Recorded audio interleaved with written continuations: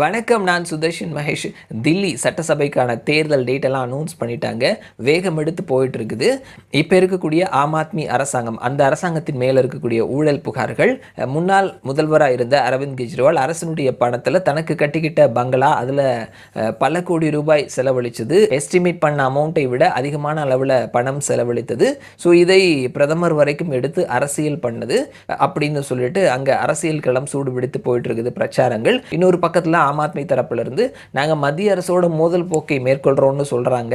நாங்கள் எந்த திட்டங்களையும் கொண்டு வரலன்னு சொல்கிறாங்க. சமீப நாட்களில் கூட மத்திய அரசும் யூனியன் பிரதேச அரசும் சேர்ந்து பல திட்டங்களை தொடக்கியிருக்கிறோம். ஸோ அதில் எங்களுடைய பங்களிப்பு அப்படின்றதுமே இருக்குது அப்படின்னு சொல்லிட்டு அந்த பிரதமர் அறிமுகப்படுத்தி வச்ச திட்டங்களில் ஆம் ஆத்மி கட்சியும் கிரெடிட் எடுத்திருக்கிறாங்க. இன்னொரு பக்கத்தில் எப்படி மகாராஷ்டிரா, ஹரியானா இந்த மாநிலங்களில் பாஜகவினுடைய வெற்றிக்காக ஆர்எஸ்எஸ் களத்தில் இறங்கி வேலை செய்தார்களோ, அதே மாதிரி இந்த தில்லி எலெக்ஷன்லையும் ஆர்எஸ்எஸ் களத்தில் இறங்கி வேலை செய்ய ஆரம்பிச்சிருக்கிறாங்கிறத கவனிக்க முடிகிறது.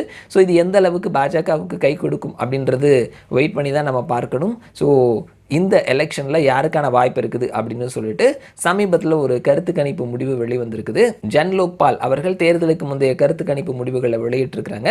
மொத்தமாக இருக்கக்கூடிய 70 தொகுதியில் 35+ தொகுதிகளை கைப்பற்றுபவர்கள் ஆட்சி பிடிப்பார்கள். அந்த வகையில் பிஜேபி 35லேருந்து 38 இடங்களை பிடிக்கிறதுக்கான வாய்ப்புகள் இருக்குது. ஆம் ஆத்மி பார்ட்டி 29லேருந்து 32 இடங்களையும், மற்றவர்கள் 2லேருந்து 3 இடங்களையும் கைப்பற்றுவதற்கான வாய்ப்புகள் இருக்குது அப்படின்னு சொல்லிட்டு ஜன் லோக்பால் அவர்கள் தேர்தலுக்கு முந்தைய கருத்து கணிப்பு முடிவில் சொல்லியிருக்கிறாங்க. ஸோ இவர்களின் கருத்து கணிப்பு முடிவுகள் படி பார்க்கும் பொழுது தில்லியை பாஜக கைப்பற்றுவதற்கான வாய்ப்புகள் இருக்குது. அங்க ஆட்சி மாற்றம் ஏற்படுவதற்கான வாய்ப்புகள் இருக்குதுன்னு சொல்லியிருக்கிறாங்க. 36 அப்படின்ற இடத்தை பிடித்தார்கள்னா அவர்கள் மெஜாரிட்டியோட ஆட்சி அமைப்பார்கள். ஸோ அங்கே ஆட்சி மாற்றம் ஏற்படுவதற்கான வாய்ப்புகள் இருக்குது.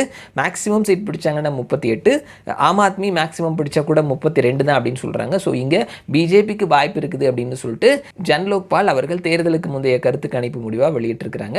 பார்க்கலாம் என்ன நடக்குது அப்படின்னு சொல்லிட்டு. மறுபடியும் நான் உங்களை இன்னொரு வீடியோவில் சந்திக்கிறேன். அது வரைக்கும் நன்றி.